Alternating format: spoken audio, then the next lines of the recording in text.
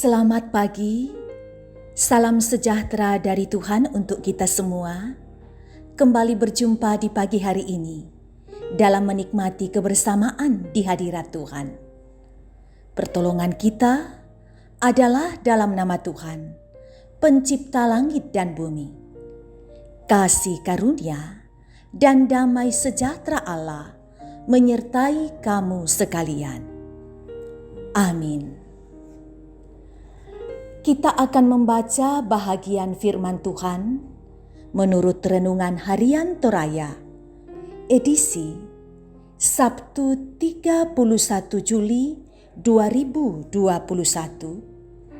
yang terambil dari Kejadian pasal 18 ayat 1 sampai 15. Mari kita satu di dalam doa.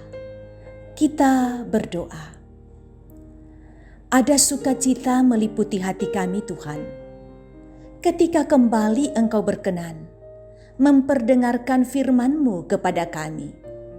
Kami rindu untuk selalu berjalan pada kebenaran-Mu. Kami rindu untuk mendengarkan firman-Mu. Bersabdalah Tuhan, umat-Mu telah sedia mendengarkan firman-Mu.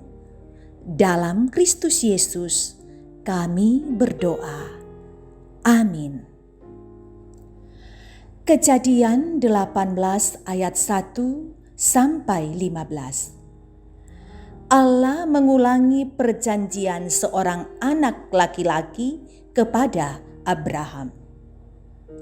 Kemudian Tuhan menampakkan diri kepada Abraham dekat pohon terbantin di Mamre, sedang ia duduk di pintu kemahnya waktu hari panas terik. Ketika ia mengangkat mukanya, ia melihat 3 orang berdiri di depannya. Sesudah dilihatnya mereka, ia berlari dari pintu kemahnya, menyongsong mereka. Lalu sujudlah ia sampai ke tanah, serta berkata, "Tuanku, jika aku telah mendapat kasih Tuanku, janganlah kiranya melampaui hamba-Mu ini. Biarlah diambil sedikit air, basuhlah kakimu, dan duduklah beristirahat di bawah pohon ini. Biarlah kuambil sepotong roti, supaya tuan-tuan segar kembali. Kemudian bolehlah tuan-tuan meneruskan perjalanannya, sebab tuan-tuan telah datang ke tempat hamba-Mu ini." Jawab mereka, "Perbuatlah seperti yang kau katakan itu." Lalu Abraham segera pergi ke kemah mendapatkan Sarah serta berkata, "Segeralah ambil 3 sukat tepung yang terbaik, remaslah itu dan buatlah roti bundar." Lalu berlarilah Abraham kepada lembu sapinya. Ia mengambil seekor anak lembu yang empuk dan baik dagingnya dan memberikannya kepada seorang bujangnya. Lalu orang itu segera mengolahnya. Kemudian diambilnya dadi dan susu serta anak lembu yang telah diolah itu, lalu dihidangkannya di depan orang-orang itu. Dan ia berdiri di dekat mereka di bawah pohon itu, sedang mereka makan. Lalu kata mereka kepadanya, "Di manakah Sarah istrimu?" Jawabnya, "Di sana, di dalam kemah." Dan firman-Nya, "Sesungguhnya aku akan kembali tahun depan mendapatkan engkau. Pada waktu itulah Sarah istrimu akan mempunyai seorang anak laki-laki." Dan Sarah mendengarkan pada pintu kemah yang di belakangnya. Adapun Abraham dan Sarah telah tua dan lanjut umurnya, dan Sarah telah mati haid. Jadi tertawalah Sarah dalam hatinya, katanya, "Akan berahikah aku setelah aku sudah layu?" sedangkan tuanku sudah tua?" Lalu berfirmanlah Tuhan kepada Abraham, "Mengapakah Sarah tertawa dan berkata, 'Sungguhkah aku akan melahirkan anak, sedangkan aku telah tua?' Adakah sesuatu apapun yang mustahil bagi Tuhan?" Pada waktu yang telah ditetapkan itu, tahun depan, aku akan kembali mendapatkan engkau. Pada waktu itulah Sarah mempunyai seorang anak laki-laki. Lalu Sarah menyangkal katanya, "Aku tidak tertawa." Sebab ia takut kepada Tuhan, tetapi Tuhan berfirman, "Tidak, memang engkau tertawa." Demikian firman Tuhan. Amin. Tema renungan kita ialah tiada yang mustahil bagi Tuhan. Saudara, banyak orang menyebut diri orang yang percaya kepada Tuhan.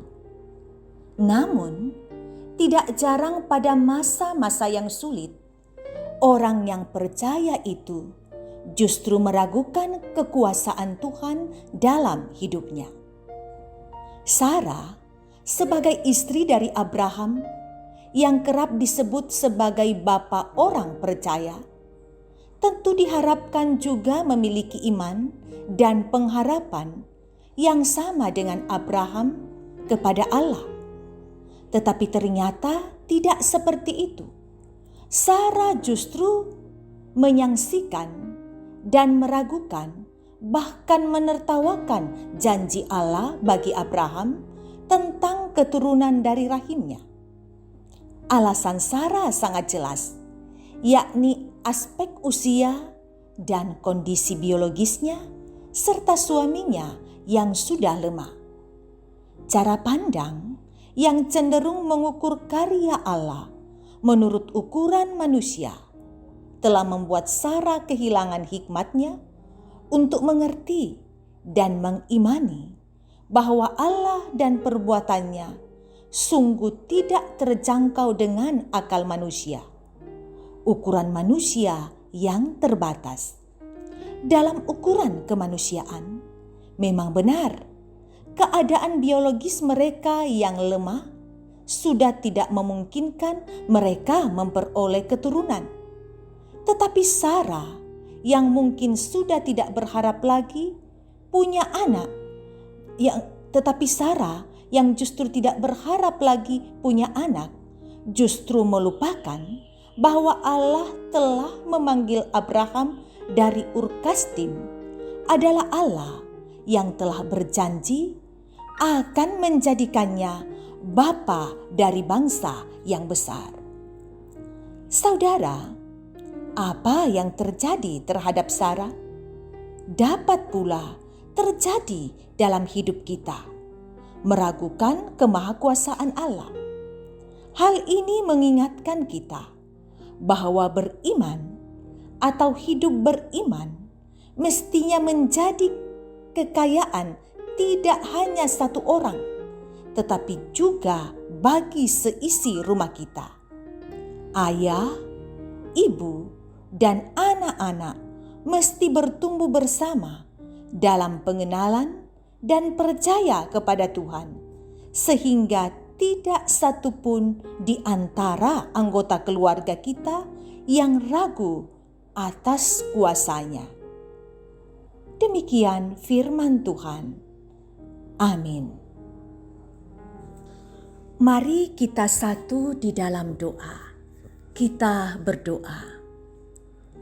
Indah firman-Mu yang kami dengar Tuhan, mengingatkan kami kembali untuk tidak meragukan kuasa-Mu, untuk meyakini bahwa Tuhan bisa melakukan perkara apa saja dalam kehidupan kami.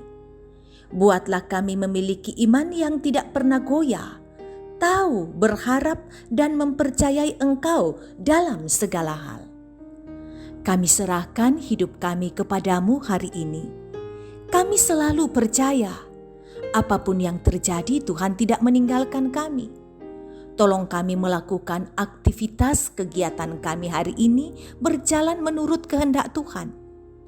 Juga memberkati anak-anak kami dalam belajar daring di rumah. Engkau lihat mereka yang sakit, lalu ulurkan pengasihan-Mu. Mungkin ada yang mengikuti ibadah ini sedang dalam keadaan sakit. Ajar mereka mengimani. Bagi Tuhan tidak ada yang mustahil. Tuhan bisa mengubahkan keadaan menjadi jauh lebih baik. Termasuk mereka yang terpapar karena COVID-19 dan menjalani isolasi mandiri ataupun dirawat di rumah sakit. Berikan pengharapan. Lalu Engkau memberkati tenaga kesehatan dan relawan, juga keluarga yang merawat yang sakit. Semoga lewat mereka kasih Tuhan bisa dinyatakan. Yang bergumul rupa-rupa persoalan kehidupan, ingatkan selalu berserah kepada Tuhan, Tuhan akan memberikan jalan keluar. Yang lansia, kami mengucap syukur orang-orang tua kami lansia bisa menikmati hari-hari bersama dengan kami. Tolong tetap Engkau jaga kesehatan mereka, lalu berikan pengharapan dan iman bahwa Tuhan selalu menyatakan penyertaan. Berkati majelis gerejamu, juga pengurus OIG, bekerja sama dengan jemaat bisa mengangkat pelayanan tetap berjalan dengan baik di masa-masa pandemi COVID. Untuk sementara waktu, kami bisa mengikuti ibadah hari Minggu lewat live streaming dan ibadah keluarga serta ibadah OIG dengan cara Zoom. Syukur untuk wadah kemajuan teknologi yang Tuhan hadirkan bagi kami. Berkati keluarga kami hidup mengandalkan Tuhan dan selalu harmonis, selalu yakin dan percaya berkat akan mengalir di mana ada kasih, ke sana Tuhan mengarahkan berkat-Nya. Kiranya kasih Tuhan selalu tercipta di tengah-tengah keluarga kami. Seluruh kehidupan kami serahkan kepada Tuhan, buatlah yang baik menurut kehendak Tuhan. Kami bawa doa ini dalam nama Yesus, Tuhan dan Juru Selamat kami yang hidup. Amin. Kita menerima berkat Tuhan. Tuhan memberkati engkau dan melindungi engkau. Tuhan menyinari engkau dengan wajah-Nya dan memberi engkau kasih karunia. Tuhan menghadapkan wajah-Nya kepadamu dan memberi engkau damai sejahtera. Amin. Demikian kebersamaan kita dalam menikmati persekutuan dengan Tuhan. Terima kasih. Tuhan Yesus selalu memberkati dan melindungi kita dalam menjalani hidup ini. Salam sehat untuk semua.